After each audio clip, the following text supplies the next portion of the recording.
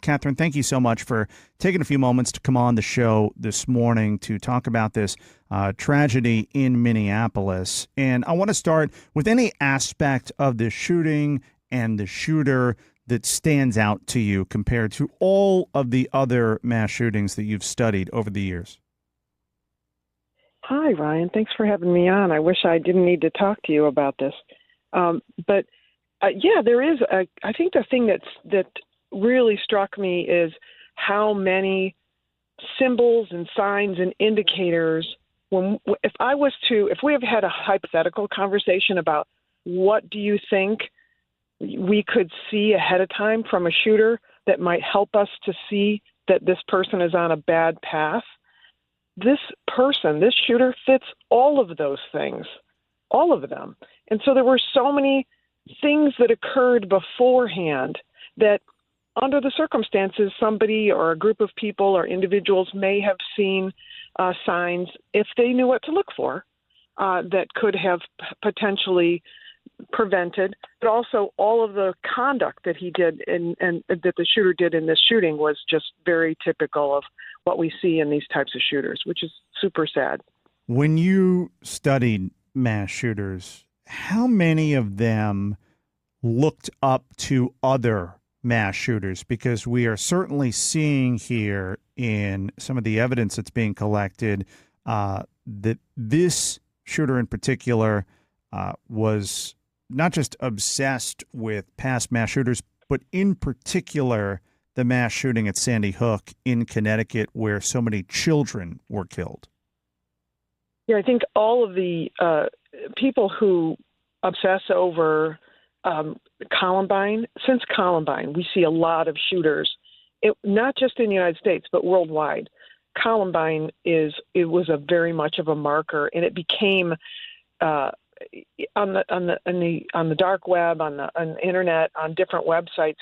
You can find sites that are like, I want to be a Columbine shooter. You can find people who obsess over the Columbine shooting. And because we have the internet now, and we didn't, years ago, there is a place for somebody who is going down a pathway of violence to go find like-minded people. So we have, we had a shooter who, when we tracked down his background several months, maybe a year ago, he was asking on one of these sites, what's the best gun to use to cause the most destruction? And that's the reality of it. They have access to that information, so we just have to continue to get better at finding them ahead of time. How does the progression typically build if there is a commonality between so many of these shooters? Because it seems like in this case you had someone who was confused and unhappy with themselves, and then they begin to go down this dark road of glorifying school shooters and just building this hatred and creating this obsession with legacy and notoriety and things like that. How does that progression typically work? And is that something that we see in a lot of these cases? We do. The legacy and the notoriety part is something that I think comes later. But you're absolutely right. There is a progression. They begin, just in a simple way. The pathway to this kind of violence is they get the idea they're going to commit the violent act, and then they plan and prepare for it. And planning and preparing for it before they strike is where they do physical things. So that's where we have a chance to intercede and see. But when they get the idea, it is often from the things that you mentioned earlier. It's that they begin to degrade from a mental health standpoint. They begin to become grievance collectors. The world hasn't done justice to them. Their world is crumbling. Their interpersonal skills fail. And we begin to see that they feel that the whole world is not giving them what they're due, and they're going to make it right. We're joined by retired FBI Special Agent Katherine Schweit. She's author of the book Stop the Killing, How to End the Mass Shooting Crisis. You can check out all of her work at katherineschweit.com. Everybody wants to try to find the one reason, the one thing that really motivated this shooter, but there's so much to unpack here, from the gender identity issues to hating everybody, hating Donald Trump, hating Jews, hating Catholics. I mean, the list goes on and on.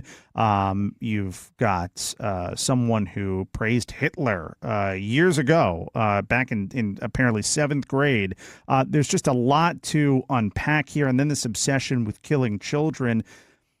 Is there one thing that we can point to, or is this just somebody who like deteriorated, kind of like what you were just saying, and then it's just a mishmash of grievance and hate? It becomes just the latter, right? It is a mishmash of grievance and hate, because really the individual, we find that the individual isn't really bent on getting Catholics or bent on getting Jews or bent on getting kids as much as the person is, because it's all about them. It's all about them. They internally just want to lash out as fast and as hard as they can at anyone and anything. Think about a dog that's cornered. In their mind, they're like a dog that's cornered in a room, and they're going to strike out at anyone, even people who might try to help. So it's not really about their targets. It's really about themselves.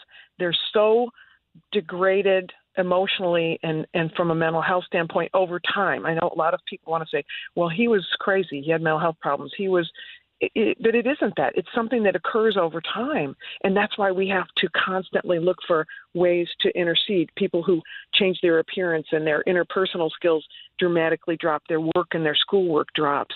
And I think if you look at the age of the shooter, too, I think this is one more thing I would bring out. We have a system in many schools.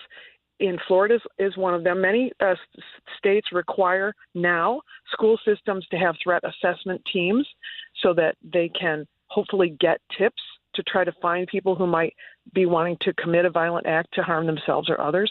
But we don't have hardly anything available in our world, in this country, for people who come out of school and are in their early 20s. In their early 30s. We do not have any check system for mental health. If somebody was working in a full-time job, their HR people and their system, their office might have a threat assessment team, but we see less of that in the business world.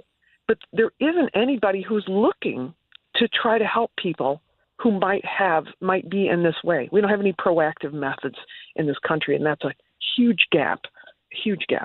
Retired FBI Special Agent Katherine Schweit. She's author of the book Stop the Killing, How to End the Mass Shooting Crisis. And her new book is Women Who Talk to the Dead, which you can order now. You can learn a whole lot more about all of Katherine's work, and I highly recommend checking out this site. KatherineSchweit.com is where you need to go. Katherine, we always appreciate the time and expertise on these just horrible tragedies. Thanks so much for coming back on. Anytime, Ryan. Take care.